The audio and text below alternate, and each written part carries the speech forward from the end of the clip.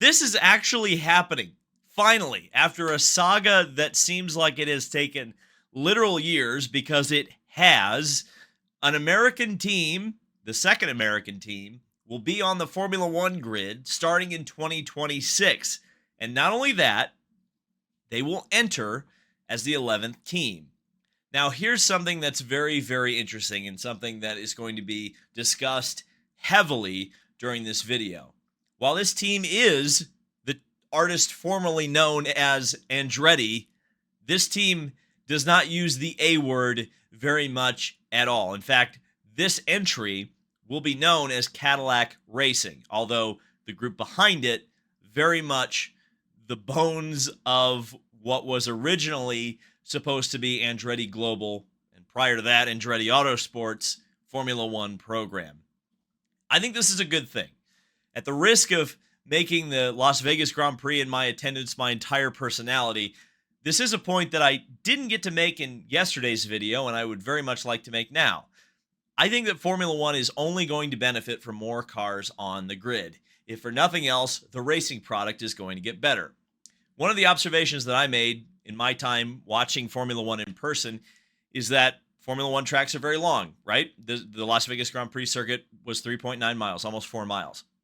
20 cars just isn't enough to fill that racetrack up and create action all up and down the field. At some point, everybody's going to get spread out, and there's not going to be as much wheel-to-wheel racing.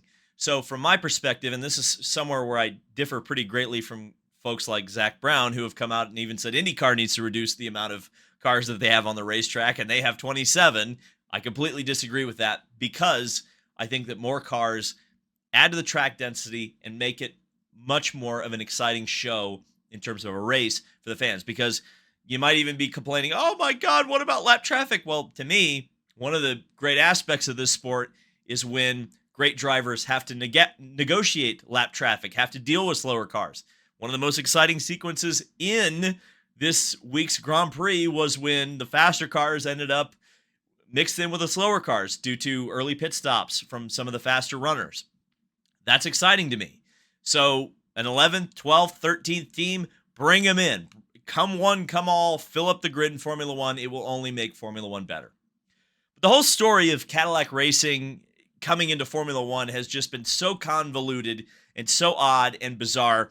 The story continues to get weirder and weirder, despite the fact that they have been granted now an entry. Let's go to the actual statement from Formula One management. We won't read every single one of these statements because they're not necessarily that important.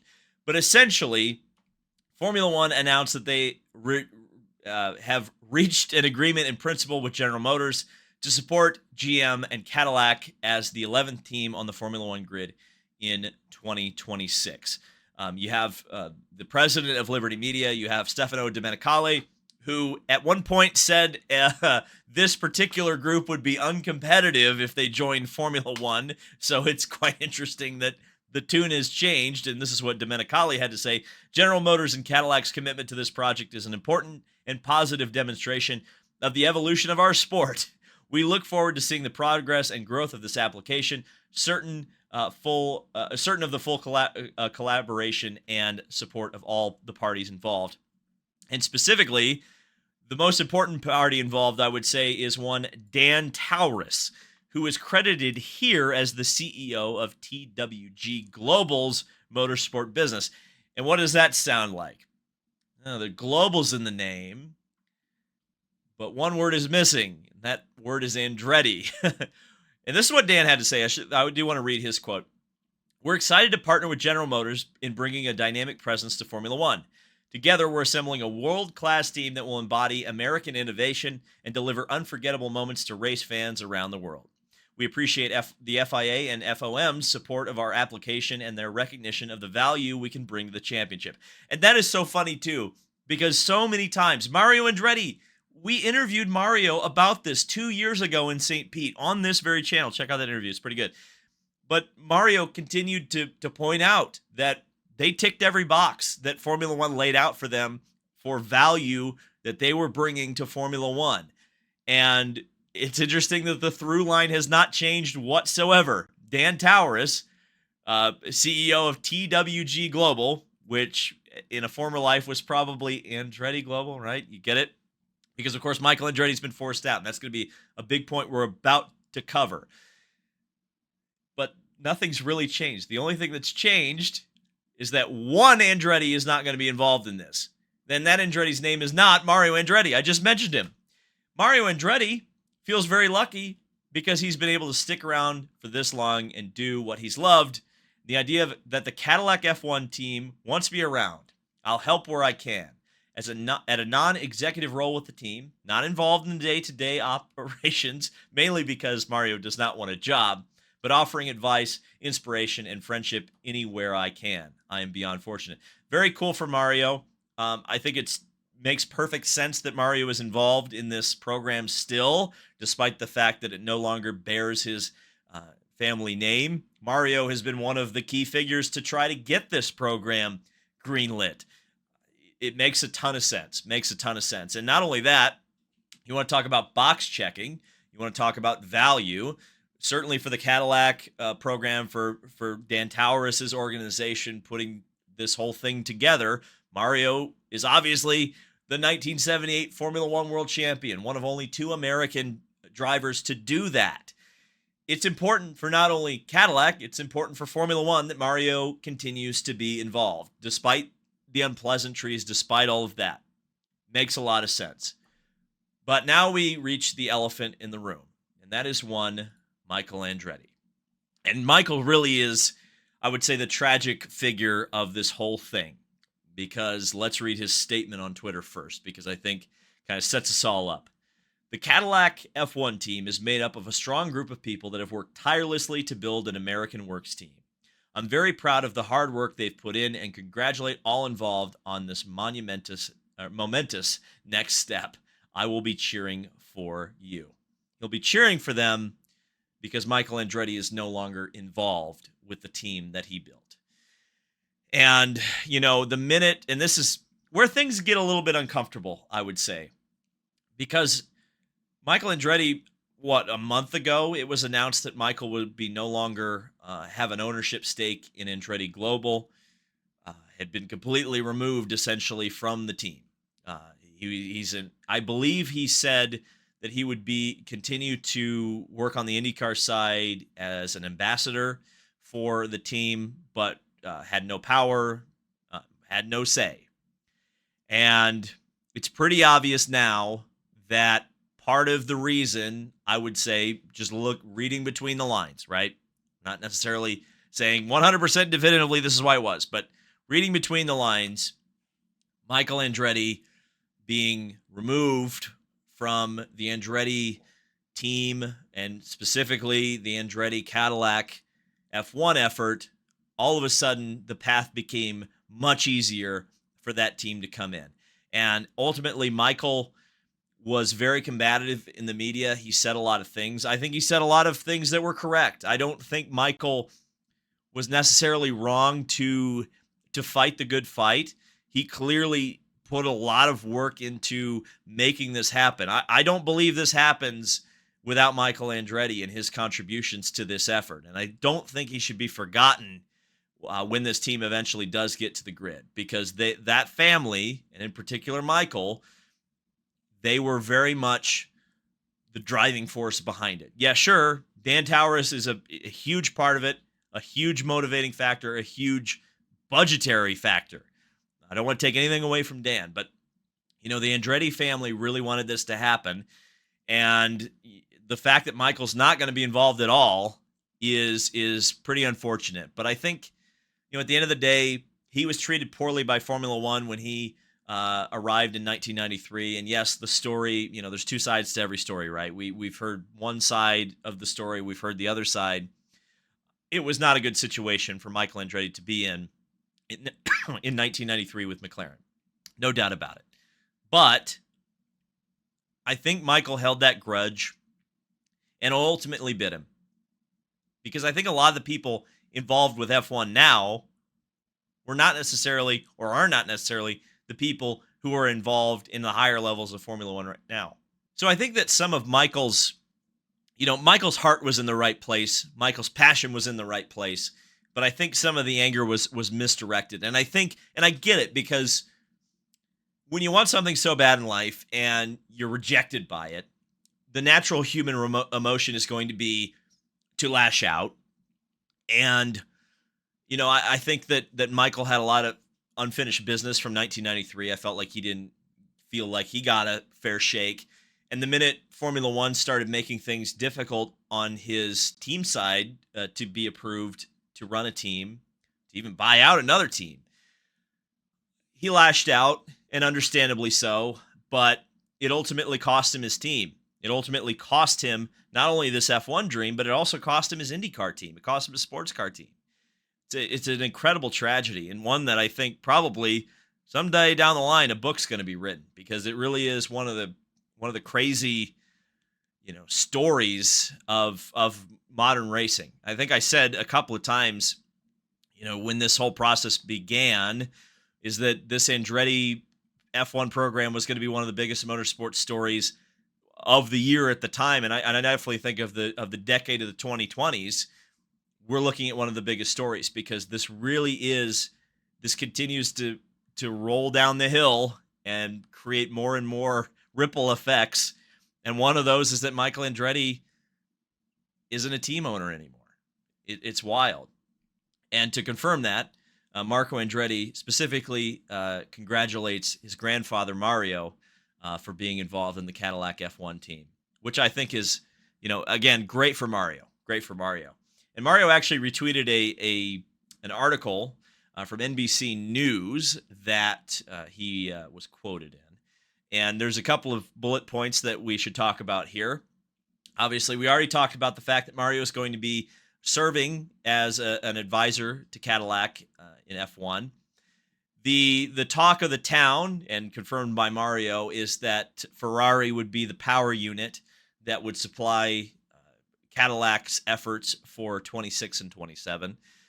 This has always kind of been the plan. Mario actually confirmed to us back in St. Pete of 2022 that the Andretti effort would always start out as a customer program. Now, originally, they were going to run the Alpine Renault engine, but obviously, since Alpine announced that they are going to no longer develop that engine moving forward into 2026, or rather develop a new engine for the 2026 regulations, they ironically will be switching to Mercedes power units. That option would be off the table. So it does make some sense that Ferrari would be involved. Ferrari is one of the power unit suppliers in Formula One that is willing to supply customer engines. And, I think it just fits, even though the team will not be called Andretti, that a Ferrari will power that particular effort.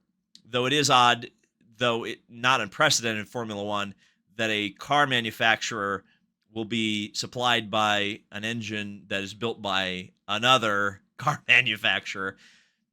And of course, because of that, the GM Cadillac engine would be expected in 2028 and beyond.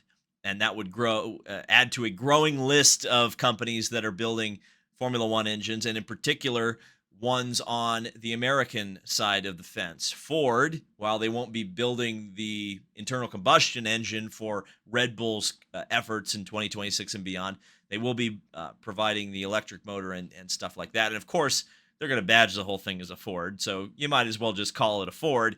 So Ford and General Motors, both involved in Formula One. Toyota has bought a stake in the Haas team. One of the things that Adam Stern retweeted from a German publication is that Toyota's potentially looking at expanding to create their own team as well, and presumably would supply Haas with engines as well, one can imagine. So I hope that Formula One continues to expand. I think 12 teams sounds even better to me than 11. And it's pretty crazy, because one of the things I talked about is the growing 900-pound gorilla that is Formula One right now. And I think a lot of people, viewers of this channel, are going to begin to ask the question, rightfully so, okay, the Gainbridge, Taurus, I guess the artist formerly known as Andretti Global, how does that affect their IndyCar program? How does Cadillac, which is, of course, General Motors, moving over to Formula One, affect their IndyCar program? So, number one, there obviously have already been rumors about Andretti moving to Chevrolet Power as early as next year. I would hedge a bet right now. I'm not going to say 100% confirmed or anything, but I would, if I was a betting man, I could definitely see Andretti Global moving to Chevy Power Units in the near future, for sure. I could see that. What about Chevy IndyCar program going forward? I would be lying if I said I wasn't a little bit worried. Formula One programs, especially engine development programs, on top of a team, is a pretty hefty expense. Does a boardroom executive look at Formula One and its place in the United States and say, well, why are we in this other open wheel series when this has a bigger market share in the US? I think that's a legitimate concern. And let's finally talk about the drivers. The driver goals, as stated in this article, are one Formula One vet and one young American. Do we consider Colton Herta a young American, particularly a young American by the time we get to 2026? I wouldn't be surprised to see Colton in that car. Now, he poo-pooed the idea of going to Formula One. In fact, I think said, direct quote off the top of my head, the ship had sailed on him getting to Formula One, or that it was too late, despite the fact that he earned his super license at the conclusion of this year's Big Machine Music City Grand Prix at Nashville. But I can't. I think they got to at least give him a shot, right? I feel like they've kind of dragged him around. He's got essentially a Formula One style paycheck already. Give Colton Herta a chance. That's what I would say. So that's potentially your young American, and especially if Mario's involved. Mario has sung Colton's praises for quite a while. I could also see, you know what, if you could wrestle Pato O'Ward away from McLaren, why not? I think some people have thrown Alex Palou's name out there. I know he's not a young American per se, but I just don't see a scenario where Alex Palou goes anywhere but Chip Ganassi Racing for the foreseeable future. I'm going to be honest.